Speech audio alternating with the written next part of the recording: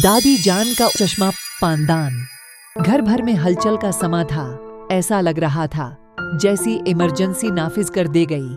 घर का हर फर्द परेशान इधर से उधर दौड़ता भागता नजर आ रहा था। तमाम घर वाली एक ही चीज तलाश कर रही थी, यानी दादी जान का चश्मा।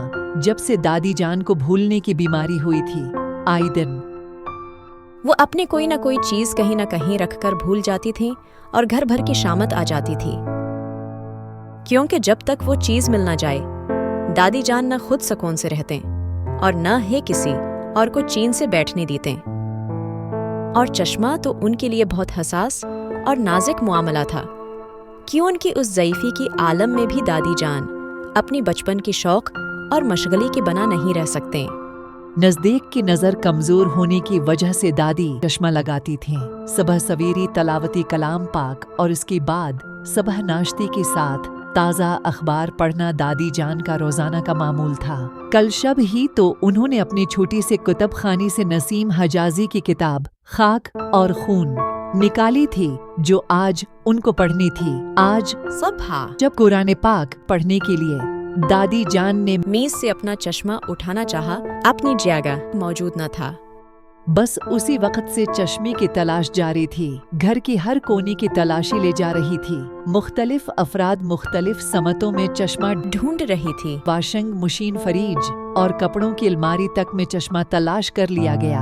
अम्मी ने तो बावर्ची खाने में मसालहों की बर्नियों तक में चश्मा देख लिया था। वो परेशानी में दादी जान का ब्लड प्रेशर बढ़ गया था, जो उनकी सेहत के लिए खतरा था।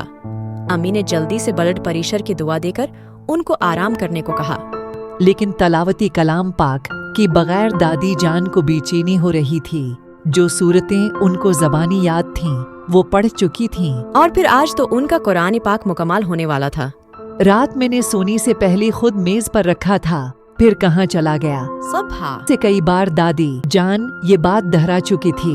दादी जान का चश्मा न मिलना था, न मिला। आखिर घर वाली थक हार कर बैठ गई, क्योंकि तब मायूस हो चुकी थी। लेकिन दादी जान को किसी पल करार नहीं आ रहा था।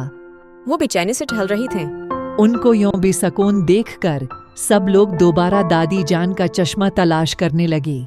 दादी जान ने ऐलान कर दिया कि अगर चश्मा न मिला तो वो आज आंखों के डॉक्टर के पास जाकर आंखें टेस्ट करवा कर अपना चश्मा बनने को देंगी। अब्बा मियाँ ने तसल्ली दे।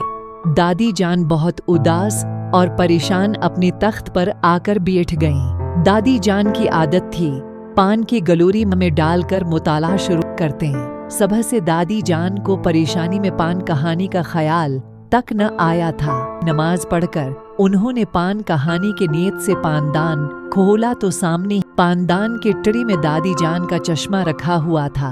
अरे ये तो यहाँ रखा है पानदान में। दादी जान ने पेशानी पर हाथ मारते हुए कहा, मैंने तो मेज पर रखा था, यहाँ कैसे आ गया। पल भर में घर भर में खबर फैल गई कि दादी जान का चश्मा उनके पानदान में रखा हुआ मिल गया। ये तो वही बात हो गई। बच्चा बगल में ढंडोरा शहर में। ये सुनकर गडो मियाँ ने बेसाख्ता कहा, लेकिन यहाँ तो कहावत ही बदल गई। चश्मा पानदान में तलाशी घर भर में। दादी जान जो चश्मा मिलने के बाद पुरस्कून हो गई थीं, कहने लगीं, वाह गड्डो मियाँ बहुत खूब। दादी जान को खुश देखकर सारी घर वाली भी बहुत खुश थी। अगर आपने भी ऐसा कोई वाकया देखा हो या सुना हो तो हमारे साथ कमेंट बॉक्स में शेयर कीजिए। ऐसी मजीद वीडियोस देखने के लिए चैनल को सब्सक्राइब करना मत भूलिए। वीडियो पसंद आए तो लाइक, कमेंट और शेयर जरूर कीजिए। शुक्रिया।